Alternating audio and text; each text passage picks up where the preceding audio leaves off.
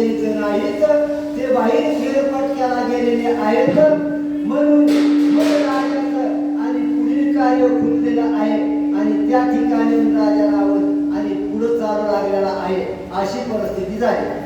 सहस्र शिखरे पर्वतासी सिंह सिंधुळया वनप्रदेशी सरिता तळे गरजे खेळयासी तेने नादे अंबर गरजे. तो राजा रावणानं तो आणि पर्वत मोठा सह्याद्री नावाचा पर्वत बघितलेला आहे आणि त्याचं शिखर असं लखलखीत होतं आणि सगळ्या जगातल्या शिखरापेक्षा डोंगरापेक्षा मोठा भयानक तो सह्याद्री होता आणि त्या ठिकाणी राजा रावण गेलेला आहे आणि शिखराला निळून पाहू लागलेला आहे.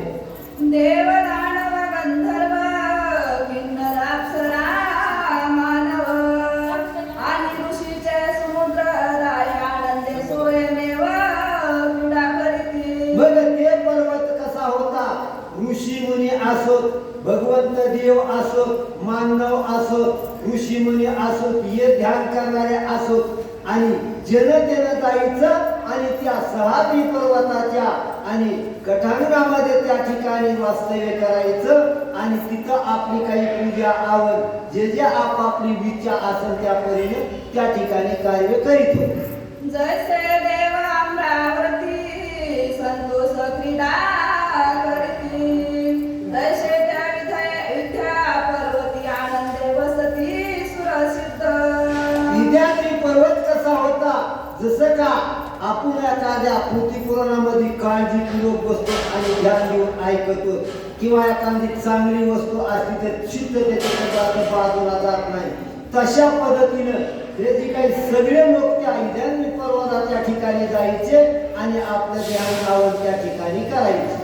मूर्खावंत दरीवंत हिमावता समान तो पर्वत देखोनी अलंकानात नर्मदा तीराप्रती याना. आणि मुलकावंत दरीवंत मोठा असा तो पर्वत आणि तो राजा रावणानं बघितलेला आहे आणि राजा रावणानं बघितल्याच्या नंतर राजा रावण काय करू लागला? तया पर्वताचे सिरी नर्मदा नावे नदी निर्धारी जिचनी नशाने पाप गौरी नुऱ्याशे जिचा महिमा. आणि त्या नरेंद्र पर्वताच्या पायथ्याशी आणि नर्मदा नावाची मोठी महान गंगा आणि खळखळ वाहत होती. ती कशी होती? तिचं जर आंघोळ स्नान केलं तर महान 3 जन्माचे पाप जळून भस्म होत होते.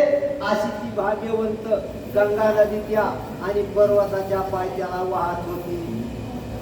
पिये नर्मदेचे दक्षिण भागी सागर जो सफळ नदीचे ईश्वर दया प्रतीके चक्र हर्ष निर्भर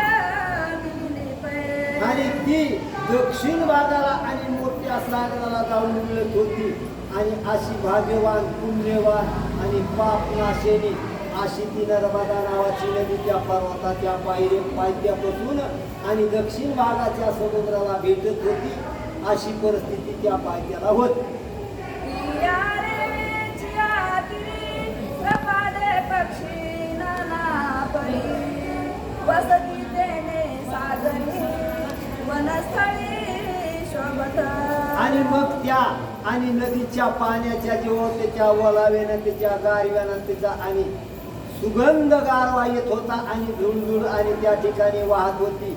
मग मोठमोठे प्राणी पक्षी त्या ठिकाणी राहत होते, मोठमोठे प्राणी होते आणि त्या वनाला आणि त्या डोंगराला आणि त्या नदीच्या भागाला अत्यंत भयानक शोभा चढलेली होती आणि शोभिवंत दिसत होती. त्या ठिकाणी राजा रावण गेला. रानगाई सिंह शिरुंदुळा उन्मत्त गज विशाळ म्हैसे उष्ट वाग्र सायळ कशावया जळ वासती. मग आता त्या भागाला होता, पाणी कुठं थांबत नव्हतं आणि त्या पाण्याच्या जीवावर सिंह वाघ आणि सायल मोठमोठे काही प्राणी होते, हाती वगैरे मातलेले जे काही प्राणी होते आणि ते पराणी सगळे त्या पाणी पिण्यासाठी त्या नर्मदेच्या ठिकाणी येत होते आणि त्या ठिकाणी राजा रावण गेलेला होता. मृगीची आथारे चितळे इत्यादी सेवनी रेवे आणि कसरपाडे तीर बरवे वनफळ सेवेनी वसताची. कसे होते त्या ठिकाणी मृगमर्गिणीचे मोठमोठे थवे असायचे, जे काही पशु पक्षी मोठमोठे थवे असायचे, परोपरीचे फळ असायचे, मोठमोठे वृक्ष होते आणि आपापल्या परीनं आपापल्या आहारला जे जे फळ लागत आहे ते फळ भक्षण करून त्या ठिकाणी वास्तव्य करीत होते.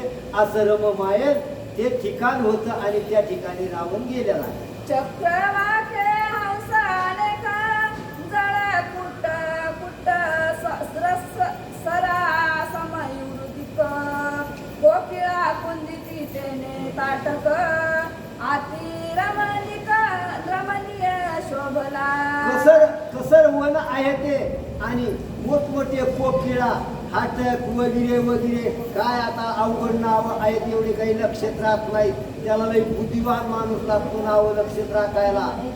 अशी परिस्थिती त्या ठिकाणी होती आणि आनंदमय ठिकाण होतं आणि राजा रावण ते ठिकाण पाहत आहे. नाना परीच्या वृषायाती अनेक प्रकाराच्या कुसुम जाती ब्रह्मरसंग ऋणधुन करीती पाथका विश्रांती व्हावया. कसं वन होतं ते, कसं नदीचं तीर होतं, मोठमोठे वृक्ष होते आणि मोठमोठ्या वनस्पत्या होत्या आणि वल्ली तिथं अशा होत्या, भाग्यवान वने होत्या आणि त्या ठिकाणी हे सगळे काही जीवजंतू लहाने मोठे प्राणी त्या ठिकाणी वास्तव्य करीत होते आणि त्या पाण्यामध्ये आणि हाती वगैरे आणि आपापलं आंघोळ करायची आणि त्या जंगलामध्ये आनंदमयानं राहायचं असं वन होतं. आणि ते वन आणि ते रावण बघू लागला. सोना सोना मलयालीला तेने मार्गस्थ सुख कल्लोळ झाली ती आनंदाचा गोंधळ सुखी सकळ मनोनी. मग त्या टायमाला आणि त्या ठिकाणी सगळे आपापला किलबिल करायचा, आपापले कोकिळ गायाचे आणि आपापल्या स्वरामध्ये सगळे किलबिल करायचे असा गोंधळ त्या ठिकाणी पशु पक्षी करू लागले.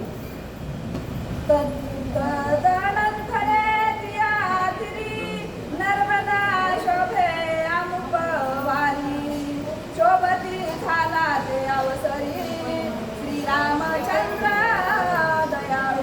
मग त्या टायमाला आणि ती नर्मदा तशा परीने शोभायमान होती आणि त्या ठिकाणी बरोबर आमच्या ऋषी सांगत आहेत आणि ते ठिकाण राजा रावण आणि सुखी पाहू लागलेला आहे.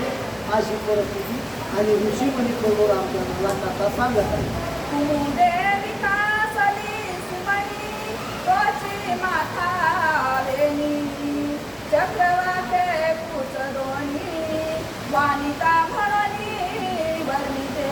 हा मग तिची कशी होती, तिने जर अवतार धारण केला तर पाठीवर भयानक लांब मोठी येणी होती, कानात मोठमोठे आणि नकलीचे अलंकार होते आणि गळ्यामध्ये बरफुलीत अलंकार होते. असे सुशोभित त्या नर्मदेचा अवतार त्या ठिकाणी होता, म्हणून ते वास्तव्य रमणीय होतं असं सांगू लागले.